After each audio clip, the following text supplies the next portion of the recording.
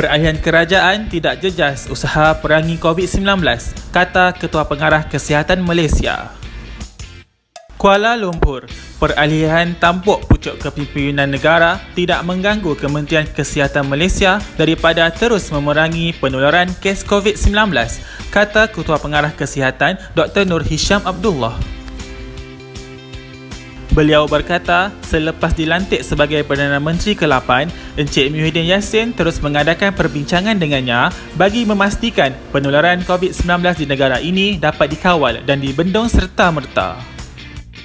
Hari pertama, Perdana Menteri telah memanggil saya dan berbincang mengenai dua isu, iaitu yang pertama mengenai rakyat Malaysia yang pulang di luar negara dan kedua, golongan tabligh yang pulang ke kampung dan dijangkakan akan berlaku wabak di semua negeri.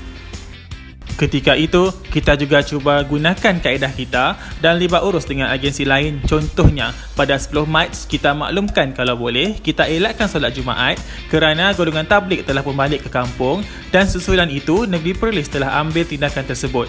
Dan pada 15 Mac pula, kerajaan putuskan tidak ada solat Jumaat dalam tempoh 2 minggu, katanya.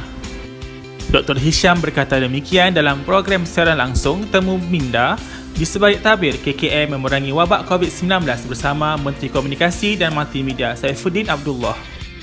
Beliau juga berterima kasih kepada Perdana Menteri dan Menteri berkaitan kerana mendengar hujah yang disarankan oleh KKM sehingga berjaya meyakinkan kerajaan untuk mengambil tindakan yang tidak pernah dilakukan dalam sejarah, iaitu mengisytiharkan Perintah Kawalan Pergerakan di bawah Akta Pencegahan dan Pengawalan Penyakit Berjangkit 1988 atau Akta 342. Terima kasih kepada kepercayaan diberikan kepada penyuluh awam kerana apabila kita ada hujah yang kukuh dengan permodelan dan sebagainya, Perdana Menteri pun ambil keputusan untuk melaksanakan PKP yang pertama pada 18 Mac dan tindakan itu walaupun negara jiran tidak dilaksanakan lagi dan kita adalah yang pertama dan cepat bertindak, katanya. Dr. Nur Hisham percaya bahawa tindakan yang diambil kerajaan termasuk mengawal sempadan negara juga berjaya melandaikan lengkungan kes positif COVID-19 di negara ini sekaligus mengalahkan unjuran JP Morgan mengenai kumulatif kes COVID-19 di Malaysia.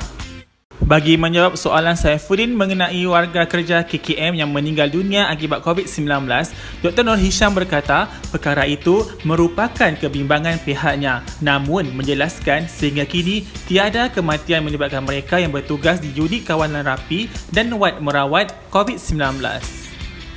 Jadi, kita pastikan setiap daripada warga kerja KKM memakai peralatan perlindungan diri semasa bertugas. Kawasan yang paling selamat ialah mereka yang kerja di ICU dan wad. Ini kerana kita juga melakukan kajian iaitu antibody dan sebagainya di mana lebih kurang 486 warga kementerian yang bekerja di ICU dan wad apabila kita ambil darah mereka dan kita buat kajian didapati tiada seorang pun dijangkiti virus itu. Kerana mereka menggunakan kawalan infeksi, mengamalkan kebersihan dan pastikan mereka menggunakan PPE dan sebagainya, katanya. Dr. Nur Hisham berkata pihaknya masih berusaha keras memerangi COVID-19 dan sentiasa mempelajari perkembangan terkini yang berlaku mengenai virus baru itu. Dalam temu bual itu, Saifuddin sempat menzahirkan ucapan terima kasih kepada Dr. Nur Hisham yang disifatkannya sebagai ensiklopedia berjalan dalam memerangi COVID-19 serta semua pasukan kesihatan dan petugas barisan hadapan yang bertukus lumus membendung virus itu.